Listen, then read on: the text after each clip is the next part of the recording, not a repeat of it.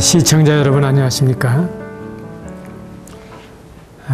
이 시간에 성경개요를 통해서 성경으로 성경을, 그리고 성경을 성경으로, 그리고 예수 그리스도를 초점으로 맞추어서 또한 성경에 나타나 있는 구속의 역사에 주안점을 두어서, 그리고 신구약을 통해서 바로 교회의 신비를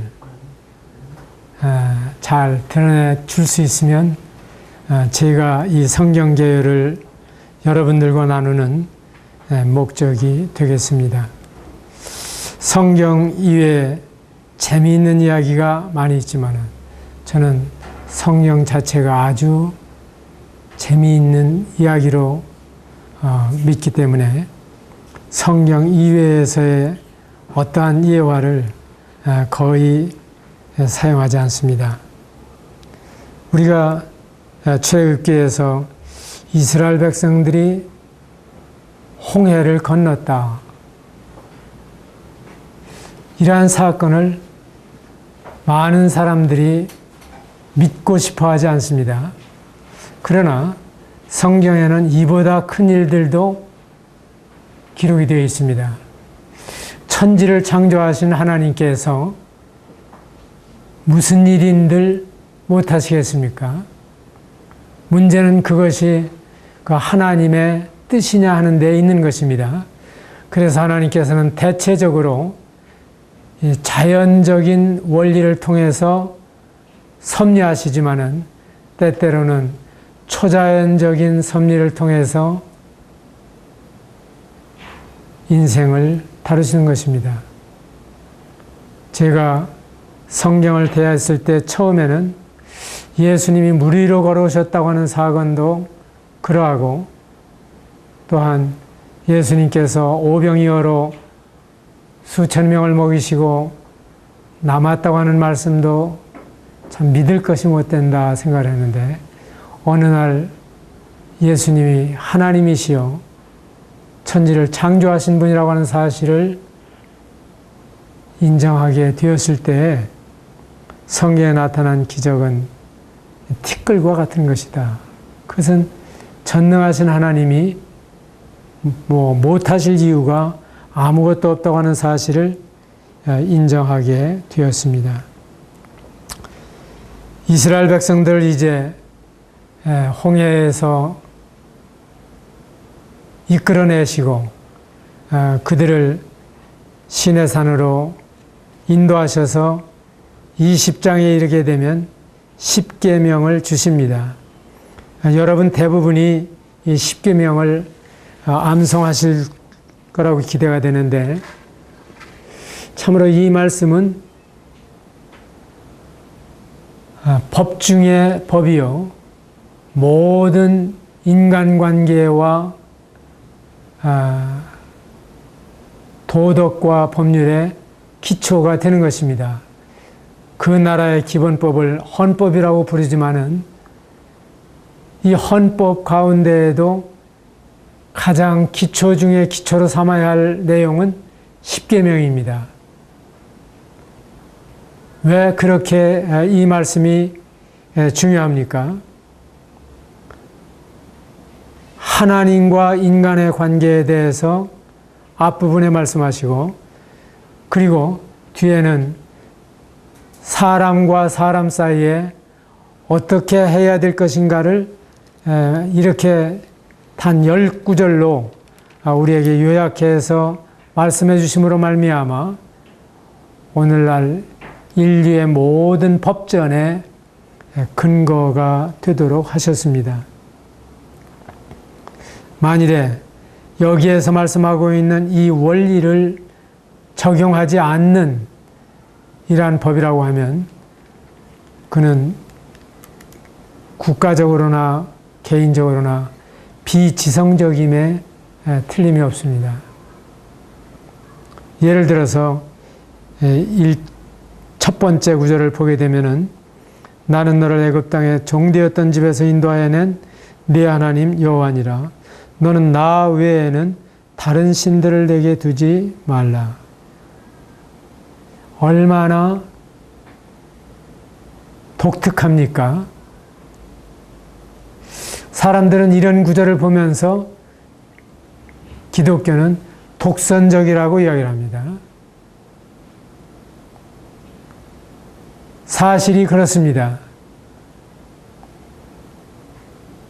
천상천하에 하나님이 유일무이하신 분이시며 그리고 하나님 외에 신이라 칭하는 자가 많고 주라 칭하는 자가 많이 있지만은 이것은 수에칠 가치가 없는 것입니다. 하나님이야말로 만왕의 왕이시요 만주의 주님이십니다. 그렇기 때문에 나 외에는 다른 신들을 내게 두지 말라고 말씀하실 이유가 있는 것입니다. 우리는 부부가 한 몸이 되어서 살아갑니다. 그래서 이 가정을 신성하게 지키는 것이 마땅하다고 하는 사실을 자타가 공인하고 있고 이것이 진정한 사람다운 도리이며 행복의 기초가 된다고 하는 것을 알고 있습니다. 이러한 기본적인 원리가 무너질 때 가정이 얼마나 불행해지고 파탄에 이르는가를 알 수가 있습니다. 하나님께서도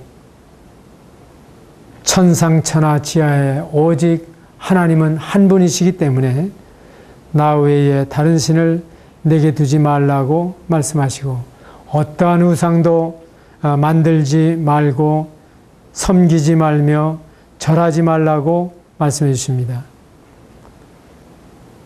내 하나님 여호와는 질투하는 하나님인즉 우리는 때때로 이 질투가 대단히 정상적인 것을 경험하게 됩니다.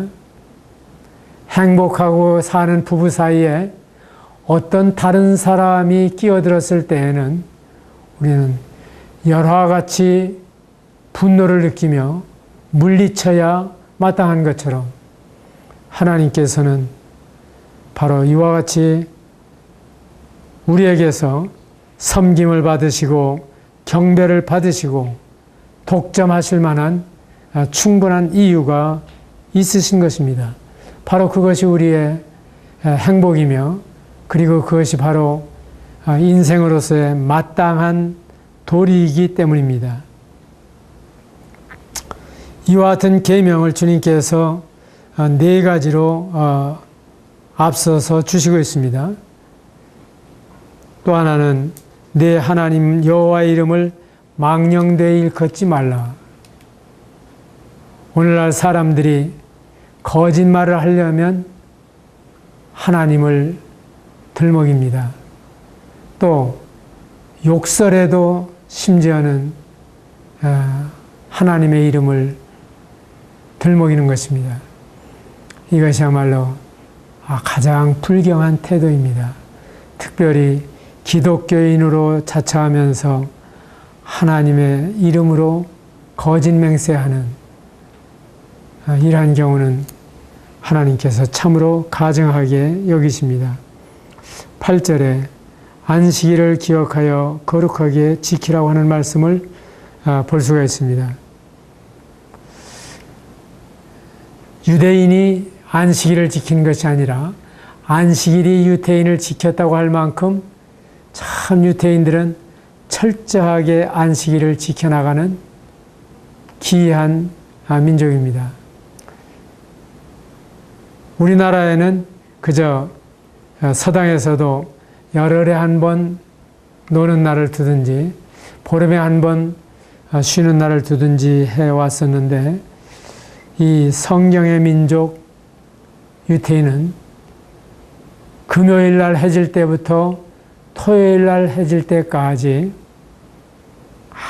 아무 노동도 하지 말라고 하신 대로 뿐만 아니라 너나 내 아들이나 내 딸이나 내 남종이나 내 여종이나 내 가축이나 내 문 안에 머무는 나그네라 할지라도 아무 일도 하지 말라고 하신 말씀대로 철저하게 쉬는 이러한 훈련을 수천 년간 해왔습니다. 그 가운데에서 그만큼 놀면, 그만큼 쉬면 생산에 있어서 차질이 생기고 뭔가 못 살아야 할 텐데, 일주일에 하루를 철저하게 쉬고 나서도 세계에서도 잘 사는 그러한 민족이 유태인입니다. 그것뿐만 아니라 300명의 노벨상 수상자 중에서도 90여 명이 유태인입니다. 그것도 무슨 평화상 같은 상을 받는 것이 아니라 아주 어려운 의학상이나 물리, 화학 분야나 이런 아주 전문 분야에서 소수민족으로서의 그 유감없이 그 위력을 발휘하고 있는 것입니다. 그들은 노는 것이 아니라 잘 쉬는 데에서, 그리고 쉬면서 그 가족들과 함께 하나님의 말씀을 살피고, 그리고 아주 즐겁게 토론하고, 그런 가운데에서 다른 사람의 이야기를 들을 뿐만 아니라 자기 의견을 잘 발표하는 훈련을 받고, 그러면서 바로 질문을 잘하는 사람이 똑똑한 사람인 것처럼, 그리고 질문을 통해서 우리가 많이 배우는 것처럼 그들이 배워서 유대인은 천재로 태어나는 것이 아니라 교육에 의해서 천재가 된다고 하는 사실을 우리 세대에 명백하게 증명해 주고 있는 것입니다. 하나님께서도 엿새 동안에 천지와 바다와 그 가운데 있는 만유를 창조하시고 일곱째 날에 쉬셨다고 말씀해 주시고 있는 것입니다. 그렇다면 이것이 오늘날 우리들에게는 어떻게 말씀하시고 있는가? 과연 여기에서 말씀하시고 있는 이 안식일을 우리는 지키고 있습니까? 유대인들이 얼마나 철저하게 안식일을 지켰습니까? 금요일 날 해지기 전에 전등불을 켜놨으면 전등불을 꺼서는 안 됩니다. 껐으면 해진 뒤에 켜서도 안 됩니다. 이 불을 붙인다고 하는 것은 노동이기 때문에 그런 일을 해서는 안 되는 것입니다. 예수님 당시에도 마태복음 12장에 보게 되면 안식일에 제자들이 밀밭 사이로 지나갈 때 밀리삭을 훑어먹은 사실이 기록이 되어 있습니다. 그때에 바리새인들이 보고 당신의 제자들이 안식일에 하지 못할 일을 하나이다 하고 고발이 들어왔습니다. 죄가 분별할 때에는 그들이 밀리삭을 먹는 것은 죄가 아닙니다. 왜냐하면 반모퉁이까지 다 베지 말고 덜어덜어 남겨둬라. 그래서 객과 고아와 과부들이, 그 가난한 사람들이 그걸 통해서 연명을 하도록 하는 것이 주님의 뜻이었기 때문에 이건 제가 어렸을 때 참회설에 하다가 혼난 것처럼 그렇게 혼날 일이 아니에요. 그런데 안식일에 했다고 하는 것입니다. 그럼 안식일에 무슨 일을 했습니까? 곡식을 잘랐죠. 그 다음에 그걸 비벼서 먹었다고 하는 것은 탈곡 아닙니까? 이걸 일이라고 주장을 하는 것입니다. 그런가 하면 요한복음 5장에 보게 되면은 38년 된 병자가 나왔는데 내 침상을 들고 걸어가라 그러셨는데, 그 걸어가는 환자를 보고 안식일에 침대를 옮기는 것은 옳지 않다. 그 일이니까 이런 주장을 했습니다. 그런가 하면 사도행전 1장 12절에서는 예수님을 전송하고 예루살렘에 돌아오니 이는 예루살렘에서 가까워 안식일에 가기에 알맞은 길이라. 그 거리가 912m라고 하는데 그 정도 거리를 걷는 것은 용납이 되지만은 그나마 성전 뜰 안에서 그리고 예루살렘 성 안에서 산책을 하더라도 그 정도는 걷겠죠. 그건 용납이 되지만은 그 이상 걸으면 노동이다. 이렇게 본 겁니다. 이렇게 안식일에 대해서 수많은 세칙을 정해놓고 안식일에 매여 있었습니다. 심지어는 소도둑놈이 소를 훔쳐가지고 도망을 가던 중에 안식일을 만났습니다. 그래서 금요일 날 저녁 해가 질 무렵 딱 소코피를 붙잡고 그대로 서 있었습니다. 그래서 뒤에서 쫓아오던 주인한테 붙잡혔습니다. 야, 너 도망을 가도 충분히 갔을 텐데 왜 그대로 서 있었니? 그러니까 안식일이잖아요. 도둑질을 해도 그들에게는 안식일을 지켜야 된다고 하는 것이 아주 철저하게 세뇌가 되어 있었기 때문에 이 계명을 준수했습니다. 그런데 오늘날 그리스도인들 가운데에서 오해하고 있는 것이 있습니다. 성수주의를 해라. 사실은 이것이 악영향을 끼치지 않기를 바랍니다마는 성경 어느 곳에서도 주의를 지키라고 하는 말씀을 찾아볼 수가 없습니다. 그렇다면은 우리가 안식일을 지켜야 합니까? 그렇지도 않습니다. 주님께서 이 안식일에 대해서 말씀하실 때에는 이것이 바로 나는 너를 애굽 땅 종되었던 집에서 인도하여 낸 네 하나님 여호와니라. 이렇게 말씀하심으로 이스라엘 백성을 주목해서 지금 이 계명을 주시고 있는 것입니다. 그리고 이것이 하나님의 교회에게 지금 말씀하시고 있는 것은 아니라고 하는 사실을 알게 되는 것입니다. 만일에 안식일이 꾸준히 지켜야 될 계명으로 우리에게 주셨다고 하면 우리는 다 범법자입니다. 그렇다고 해서 주의를 거룩하게 지키라고 하는 말씀도 성경에서 찾아볼 수 없습니다.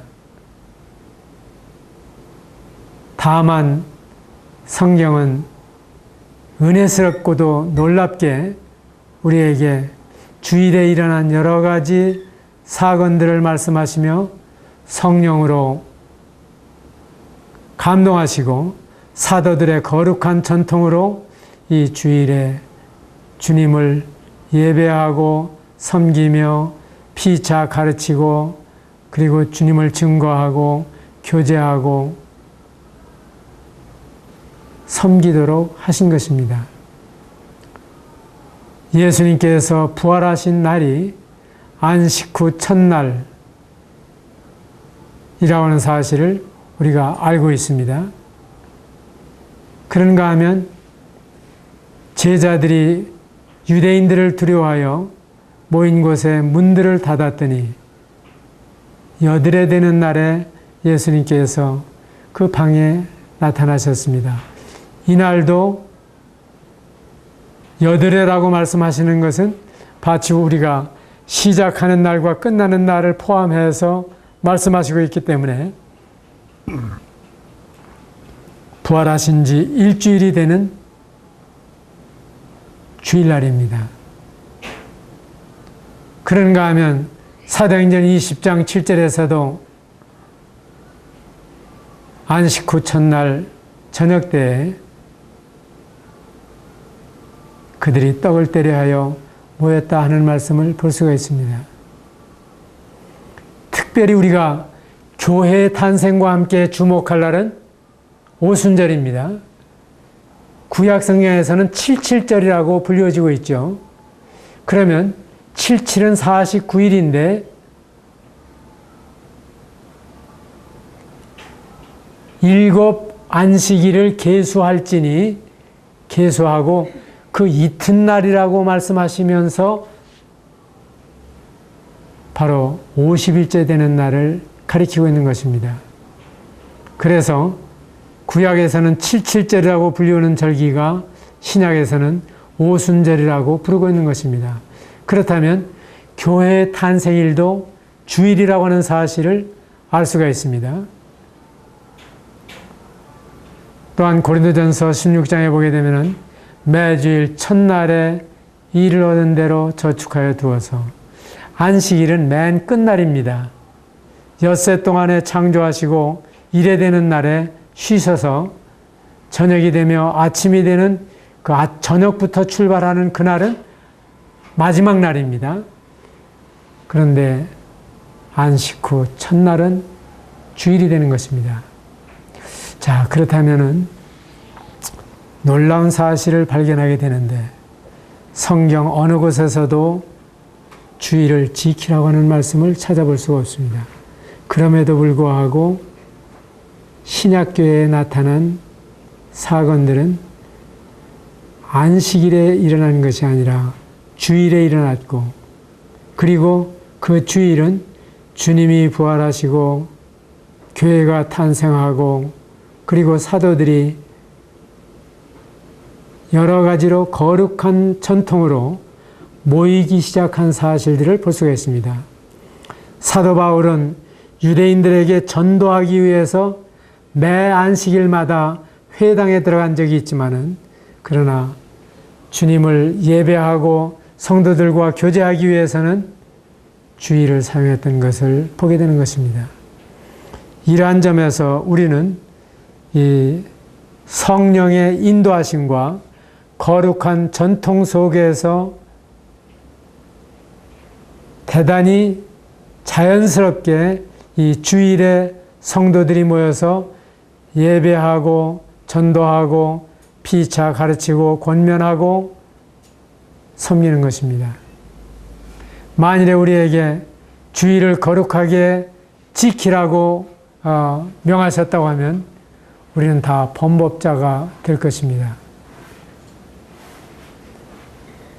어느 목사님이 주일을 지키기 위해서 부산에서 특급 열차를 타고 서울에 올라왔다가 주일을 범했다는 이유로 면직을 당했다고 하는 참 에피소드를 들은 적이 있지만은, 우리가 성수주일이라고 하는 말은 만일에 그것이 우리에게 지켜야 할 율법이었다면 이것은 안식일을 지키라고 하는 율법만큼이나 우리에게 고통스러운 것이요, 우리에게 불가능한 일이었을 것입니다.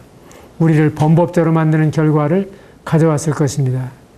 그럼에도 불구하고 제가 수십 년 동안 주님을 섬겨오면서 주일에 딴 일을 해본 적이 없습니다.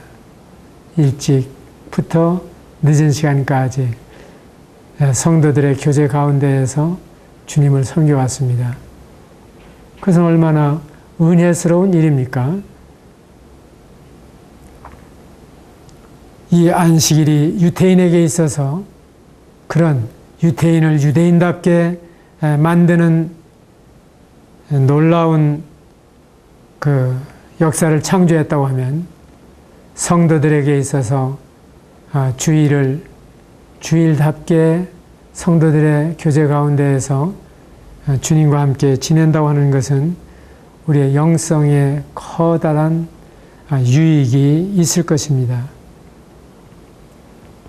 그리고 20장 12절 이하에는 아주 간단명료하게 여러 가지 계명들을 주시고 있는데, 그 중에서 첫째 계명이 내 부모를 공경하라, 내 부모에게 순종하라 하는 계명입니다. 이것은 어쩌면 동서고금에 다를 바가 없습니다. 왜냐하면 근원을 생각하는 마음이 곧 영원을 생각하는 마음으로 이어지는 것입니다. 그래서 이 부모를 공경하는 데에서부터 보이지 아니하는 하나님에게까지 우리가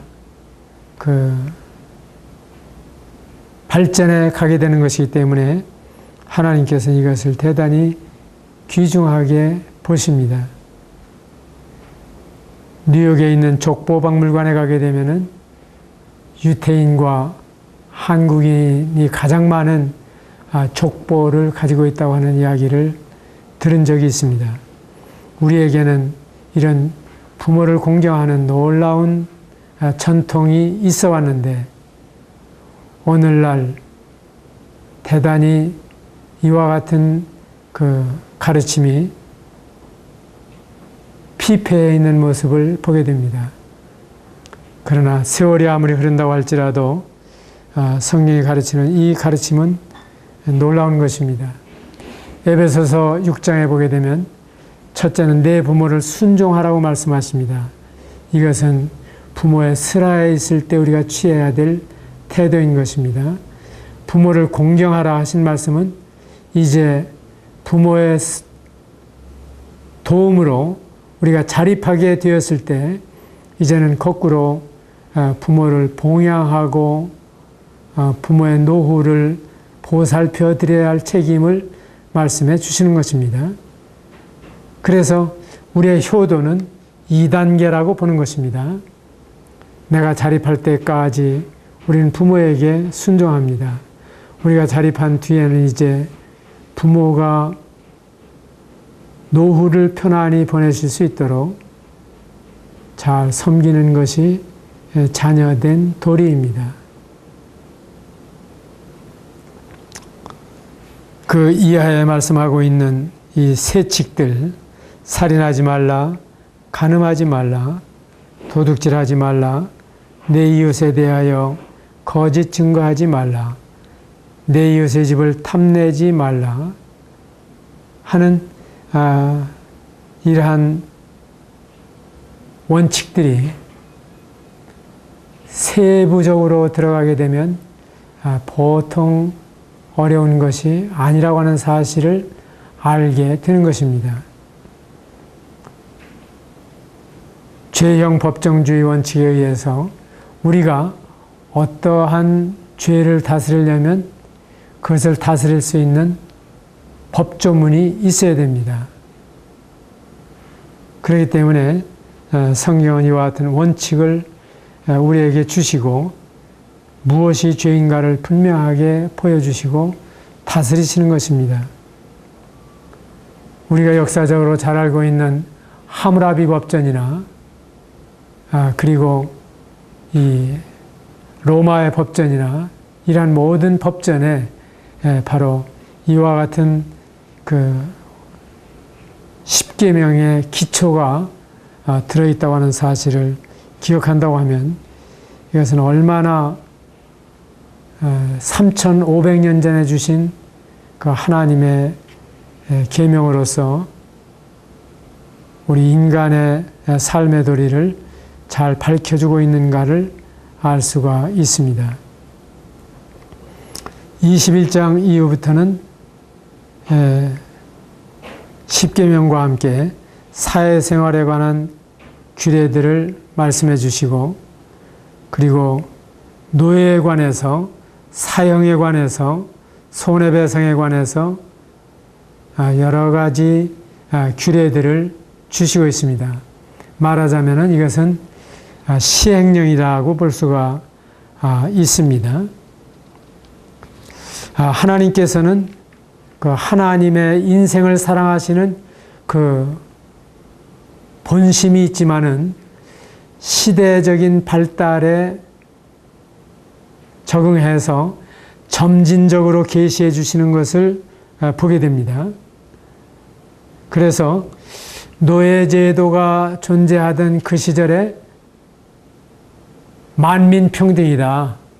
노예제도를 당장 폐지하라 이렇게 말씀하지 아니하시고 상전으로서 그 노예를 선대할 것을 말씀하시고 노예는 상전에게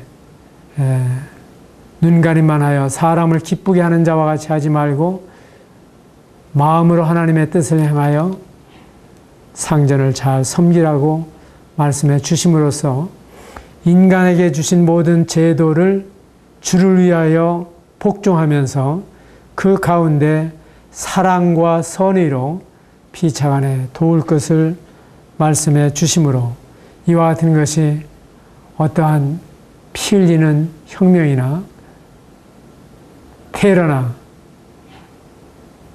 불법한 수단과 방법으로 성취하도록 하지 아니하시고 점진적으로 이와 같은 사회를 이룰 수 있도록 주님께서 인도하시는 것을 볼 수 있습니다.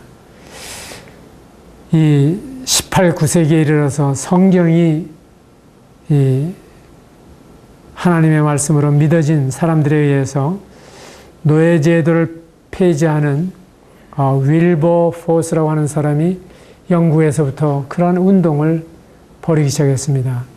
그가 25살 때에 주님을 믿고 나서 그의 마음 가운데에는 그 노예들의 참상을 보고 이 문제를 내가 해결하기를 원한다. 그래서 국회의원에 연속적으로 당선이 되면서 이 법안을 제출하기 시작을 했습니다. 그가 70여 세에 이르렀을 때에 마침내 영국에서 노예제도를 폐지하는 이러한 법안이 통과가 됐습니다. 링컨의 위대한 점이 무엇입니까? 참으로 그가 남북전쟁의 종지부를 찍으면서 노예 해방을 1863년에 선언했다고 하는 사실입니다. 이러한 것들이 바로 성경에 나타나 있는 그 주님의 마음을 깊이 배우는 사람들에게서 개혁되고 있는 사회적인 현상입니다. 그래서 그리스도인들은 고아원에 대해서, 고아들에 대해서도, 그리고 외로운 노인들에 대해서도, 또한 호라비에 대해서도, 호러미에 대해서도, 사회적으로 가난한 자들에 대해서도, 그리고 장애인들에 대해서도 꾸준히 관심을 갖고 돌보게 되는 것은 이런 것을 통해서 주님의 사랑을 세상에 나타내는 참 그리스도인들이 좋은 일 많이 한다 하는 걸 보면서 그들이 섬기는 하나님이 선하신 분이요 사랑이시라고 하는 사실을 세상에 보여주시도록 하나님께서 일하시는 것입니다. 이것이 21장, 22장에 잘 나타나 있습니다. 우리가 22장에 보게 되면은 배상에 관한 법률도 나타나 있습니다. 구체적인 사례들을 지적합니다. 그 다음에 22장 16절 이하에는 도덕에 관한 여러 가지 규칙을 볼 수가 있습니다. 종교적인 규례에 대해서도 말씀해 주십니다.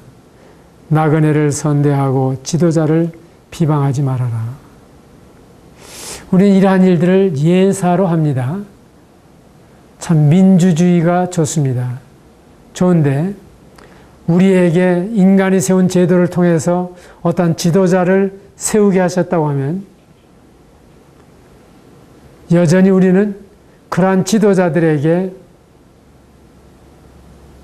순응하는, 그리고 지혜로운 방법으로 건의하고 잘못된 제도를 고쳐나가는 일에 우리가 관여해야 됩니다만은, 그러나 그 지도자에 대해서 비난하고 그리고 험고하는 것은 좋은 태도가 아닌 것입니다. 주님께서 모세를 대적했을 때 그들에게 내리시는 벌을 볼 수가 있습니다. 사울의 경우에 그렇게 잘못되어 있을 때에도 다윗은 사울의 겉옷자락을 벤 것조차도 마음에 뉘우치는 것을 볼 수가 있습니다. 하나님의 기름 부음 받은 자에게 내 태도가 올바르지 않다고 반성하는 모습을 볼 수가 있습니다. 사도 바울도 회칠한다며 하고 비난을 했지만 네가 대제사장을 욕하느냐 했을 때 나는 그가 제사장인 줄 미처 몰랐다 하고 변명하고 사과하고 그런 불손한 태도를 반성하는 모습을 볼 수가 있습니다. 이것은 그리스도인다운 태도입니다. 주님께서 이러한 태도를 우리에게 기대하십니다. 23장에서는 공정하고 진실할 것과 유언비어를 퍼뜨리거나 위증하지 말아야 하고 그리고 파종에 대한 규례도 말씀해 주시고 있습니다. 그 23장에서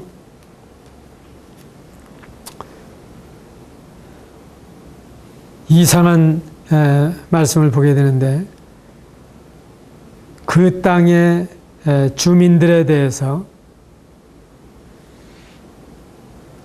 냉혹하게 말씀해 주시고 있습니다. 23장 31절에 보게 되면 내가 내 경계를 홍해에서부터 블레셋 바다까지 광야에서부터 강까지 정하고 그 땅의 주민을 내 손에 넘기리니 네가 그들을 내 앞에서 쫓아낼지라 너는 그들과 그들의 신들과 언약하지 말라. 그들이 내 땅에 머무르지 못할 것은 그들이 너를 내게 범죄하게 할까 두려움이라. 네가 그 신들을 섬기면 그것이 너희 올무가 되리라. 때때로 하나님께서는 굉장히 잔인한 것처럼 보입니다. 어떻게 이들과 전혀 쫓아내고 언약하지 말고 그리고 진멸하라고 말씀을 하실까? 그렇게 말씀하실 때 이것은 하나님의 소관입니다. 사실 하나님께서는 그들이 얼마나 죄악에 충만해 있을 때에 그들을 하나님께서 진멸하는 것이 하나님의 공의라고 하는 것을 하나님이 아십니다. 그런데 인간은 때때로 하나님보다 더 자비로운 것처럼 차마 어찌 그럴 수가 있느냐 하고 살려두는데 그로 말미암아 오늘날까지 이스라엘은 눈의 가시처럼 그리고 옆구리의 가시처럼 수천 년을 두고 이스라엘을 괴롭히는 그렇다고 해서 그들이 어떤 독립국가를 형성하는 것도 아니고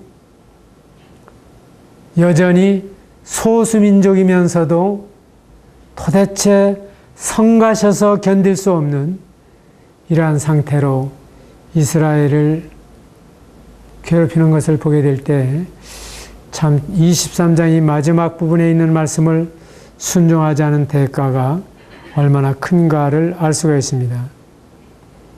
24장에서 이제 이스라엘 백성들은 19장에서 큰 소리를 쳤지만은 꼼짝 못하고 멀리에서 경배하고 모세만 산에 올라가서 40일 40야를 머물면서 하나님과 대화를 나눕니다. 구약의 하나님은 참 어미하신 하나님으로 보여주시고 있습니다. 그러나 지금 우리에게는 예수 그리스도의 이름으로 언제든지 은혜의 보좌 앞에 담대히 나아갈 수 있도록 해주신 것이 얼마나 감사한지 모릅니다. 그런데 오늘날에도 구약 성도들처럼 마치 하나님과 나 사이에 마리아가 아니면은 어떤 목사님이 어떤 인간이 대행자가 되어주기를 바라는 이러한 구약적 습관이 남아있어서 예수 그리스도의 이름으로 직접 나아가는 일에 주저하고 있는 것입니다. 아무쪼록 예수님을 의지하시고 예수님의 이름으로 나아가시기를 바랍니다. 감사합니다.